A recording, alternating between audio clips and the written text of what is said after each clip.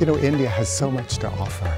We're here in the wetlands, and this is also where you can see the wild ass, lots of birds. I've learned so much about the birds and nature. It takes me back into a wonderful place in life. Stay tuned within the next few minutes and you're going to see for yourself.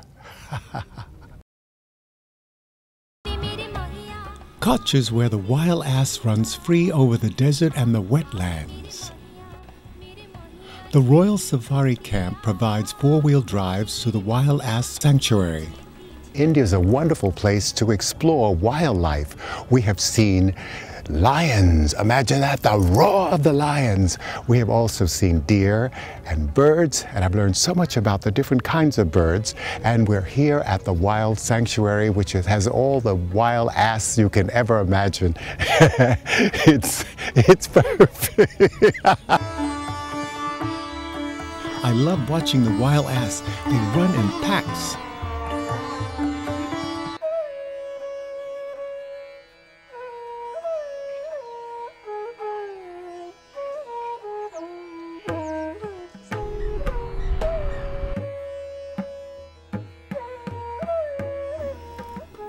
We're on an early morning excursion to Kutch Bird Sanctuary, where we discovered a great variety of birds. You know, getting up early has its advantages, such as silence, peace, and quiet. And you can only hear the flutter of the wings of the birds. This was the first international bird conference where people arrived from around the world to see a variety of birds that migrate to Kutch. Bird watching is serious business. I met people from all around the world.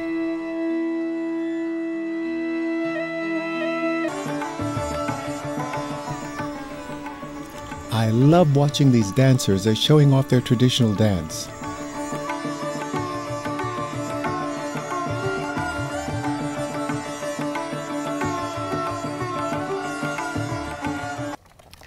I'm with my new best friend, Parviz Khan, and he is the owner of this incredible resort in the middle of the wildlife. Since from my childhood, I was just a little bit fond of wildlife. And over this area is really fascinating. The desert, the saline soil, the wildest sanctuary, during winter, many migratory birds, and it's just really amazing.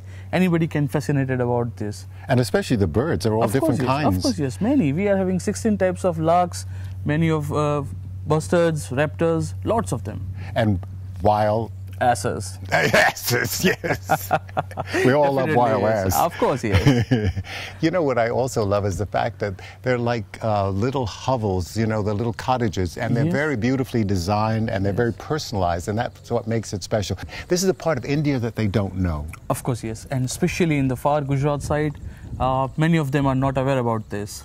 Tell me about the gate and the door. I understand it's a very old door. Yes, it is about 125 years old, and we are having a twin pair, and it is an antique piece. First we had bought the gates, and then we had designed the architecture of the entrance. Porbandar is the birthplace of Gandhi. Porbandar is a very active little town. There are people all over the streets. We were very lucky to witness a wedding in progress.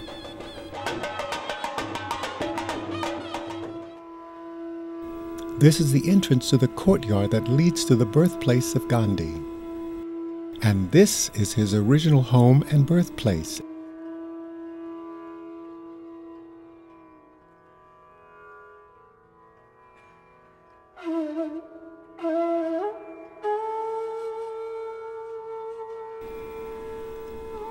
I'm viewing the courtyard from one of the windows of the Gandhi house.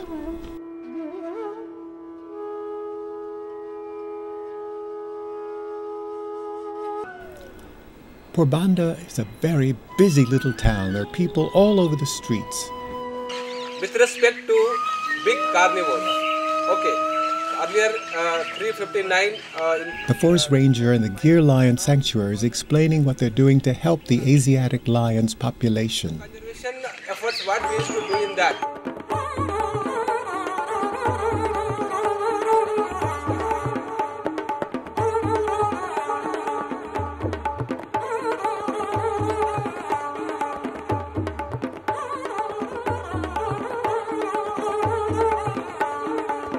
Our four-wheel vehicles are very practical for safaris. The Asiatic lions are playful, and they're not threatened by curious observers.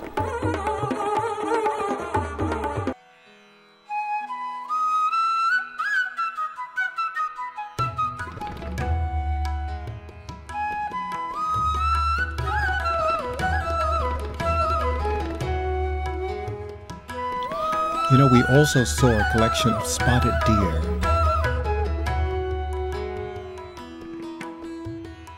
I'm sitting here with my new friend, Ranjit Singh, and we're here at the Lion Safari Camp. The reason why we looked at Gir National Park as a venue for setting up our first camp was that this is now the only place in the world where you have the Asiatic lions. What we were looking at when we were designing the tents was to retain an element of nature. The main reason why people visit the Gir National Park is for the kind of wildlife experience that you have. We also have village safaris, and we have two very prominent communities here in Gir. Mainly the Maldari community, which is the shepherd community, which are settled here for centuries, and some of their settlements are even inside the national park. And the second being the Siddi community, which are originated from Africa and settled here on the periphery of the national park. They happen to be engaged with preservation and conservation of the national park as a whole, and very involved with the lion, and that's what the history is. And now that you've mentioned them, last night we had a performance by the locals, and what's so amazing is they brought their culture with them, or it's a tradition actually that they've continued, and it's rather fascinating to watch this. I mean, they're animated, they're strong, they're just so vital and amusing at the same time.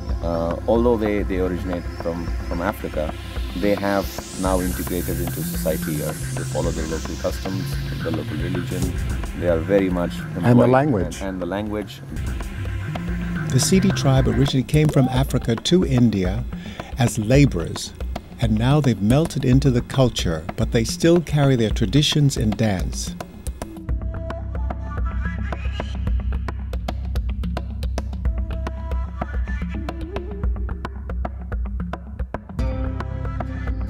Talk a little about your lineage, because I heard something very interesting about your lineage. Yeah, no, we actually come from a princely background in India, and in pre-independent India, we had princely families which ruled various different parts of India. We happen to come from one such family, which was based in a small place called Muli, which is located in the Saurashtra region of Gujarat.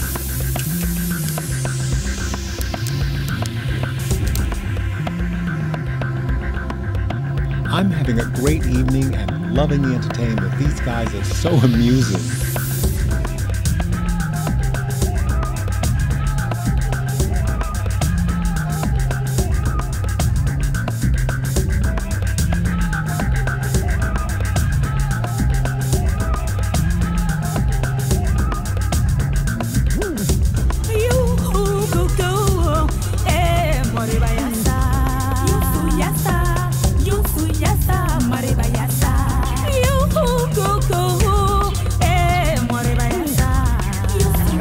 When I think of India, I think of the Taj Mahal, but India is more than the Taj Mahal. It's wonderful people, and the colors of India are extraordinary. The food is fantastic too.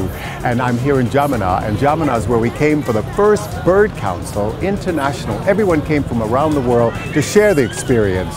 So remember, whenever you're thinking of traveling, think of India. Until next week, I'm Jon Haggins, the GlobeTrotter. Remember, get up, get out, and travel!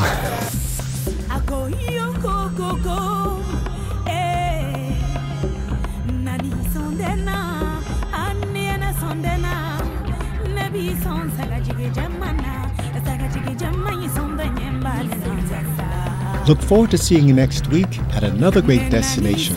So long for now.